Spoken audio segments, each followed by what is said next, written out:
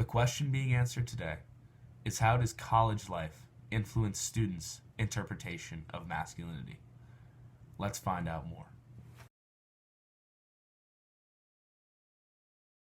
Masculinity is such a widely talked about concept today, and I personally wasn't very familiar with the topic beforehand. And I've always believed that everyone should be able to express themselves any way that they wanted to without feeling like they needed to follow a certain stereotype or a certain path. And I also thought it would be really interesting to find out what other college students felt about the topic.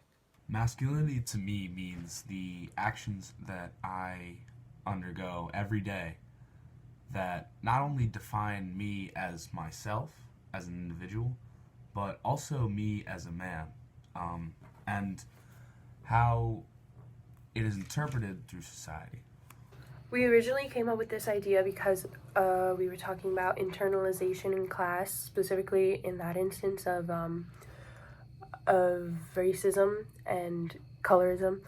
But we decided to put it in the framework of masculinity because of its relevance in today's media and the whole topic of toxic masculinity and social media. First of all, men have the right to express themselves without being perceived in a negative light. And if they can talk about their emotions and express it in a healthy way, it reduces the chances of them taking it out in more aggressive manners. So it really benefits society as a whole.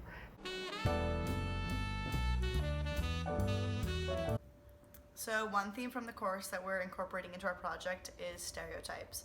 So we wanted to see if stereotypes about college men have been internalized by those men and by those women, which would impact how they view college men. So one thing that came to mind is Barstool Sports. So you could see that the depiction of men on Barstool Sports is very macho man, drink, kind of this hegemonic man. So we wanted to see if that impacts men and how they present themselves. And also we're interested in seeing how stereotypes can harm men. So we're incorporating positionality into our project, and we wanted to see if the context of a college campus, that positionality impacts how men interpret themselves. So that's why, as you'll see later in the video, we ask men if they're involved in any on-campus organizations or sports clubs to see if those clubs, organizations, or whatever impact how they present their masculinity. A huge reason why many men drink alcohol is because it gives them the feeling of being in power. The author of this journal explains how men who want to feel more masculine, they love the feeling of being in power, even in reality, if it means they don't have any power at all. And alcohol satisfies this feeling of power perfectly. Due to men's ability to express themselves in a hegemonic society, it forces them into strict roles. In response to this, men are more likely to act out in violence, and drinking culture also has a big role in that, as well as just stereotypes of being a macho man and of being tough and of getting with a lot of girls, and all of that kind of has a role in promoting toxic masculinity and causing violence. Men reported higher levels of unhealthy alcohol use and risk-taking tendencies were more likely to report sexual aggression. So this is important to us because they also found that involvement in sports teams had the same impact on a more toxic performance of masculinity, so in endorsing rape myths and sexual violence. So this is important to us because we want to look at positionality and how these things like sports teams and binge drinking environment impact masculinity, those two things which are really prevalent on college campuses. While all male respondents stated that they found UMass to be an accepting environment, they agree with female respondents that dominant college culture portrays masculinity in a negative, unrealistic way. Respondents involved in fraternities, a stereotypical peak example of dominant college culture's portrayal of masculinity, highlighted that there is a skewed idea within the organization of what it means to be a man. From childhood, though, they recalled being told to man up and not act like a girl. Responses regarding personal perceptions of masculinity varied from matching the dominant college culture's description to simply being comfortable in your own gender. Since going to college, they asserted that their own ideas became more accepting of all expressions of masculinity. To female survey respondents, masculinity is associated with strength, leadership, responsibility, confidence, and a lack of emotion. These characteristics have been exhibited in their experience through athleticism, most notably in co-ed athletic clubs, aggression, or condescension. They believe dominant college culture defined masculinity as objectifying women, violence, and recklessness. All female respondents agreed the way masculinity has been shaped by society is toxic because of its repressive attitude towards emotion and, in turn, encouragement of violence as an outlet. They also all agreed that women aid in perpetuating this.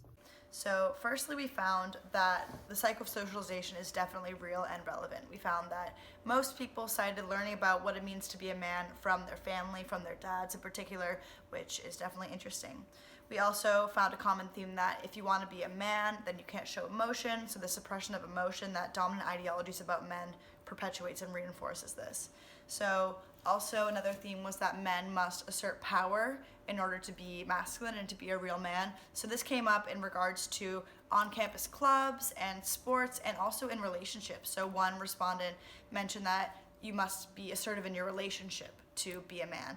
And then many people mentioned the outing club at UMass as a place of sort of like a breeding space for toxic masculinity, and also club wrestling was an interesting place where we found masculinity to be really, really fragile, I guess you could say. So most men that we interviewed claimed to be comfortable in their own skin at UMass, which is nice and good to hear. So also men feel like they have to protect women in regards to getting home safe, like after a night out or something, which is again asserting that power over women and saying, you know, I have the power to make sure that you get home safe, like you don't have that ability type thing. And then also a few respondents talked to us about their STEM classes. So we talked to a few STEM majors and how women are largely excluded and how the experience of a woman in STEM is really difficult. But one woman that we interviewed actually said that being a woman in STEM actually created a community of women because she was in an organization, a society just for like women engineers. So there's a good side of that where it allows women to come together and sort of like support each other. So in conclusion to all of this, men must be powerful, tough, comfortable in themselves, you know, assert power over women, and that is what the psychosocialization has taught men to be, and that's just how they do embody masculinity on college campuses. So, fortunately, there are many organizations that we've researched that are attempting to dismantle toxic masculinity within our society. Some that are included is Every Man, A Call to Men, Man Enough, and there's even more. But we also have a Man and Masculinity Center that's located on campus at Thoreau Hall. This center helps to promote healthy relationships for men as well as exploring healthy identities. And they have different workshops such as creating healthy masculinities and active bystander training to create a safe environment for everyone to express themselves. We kept finding that men learn about masculinity from their fathers through childhood. And so I believe that if parents started to allow and accept their children to express themselves as they choose instead of forcing their child to be something that they're not, it will allow their child to be much less insecure about their masculinity. Now, I also believe in order to spread more awareness, the schools need to do a better job in informing kids about the issue and also promote the acceptance of people who don't follow the same norms and stereotypes as others. Now, even though completely solving the issue is a ways away, I do believe we are on the right path.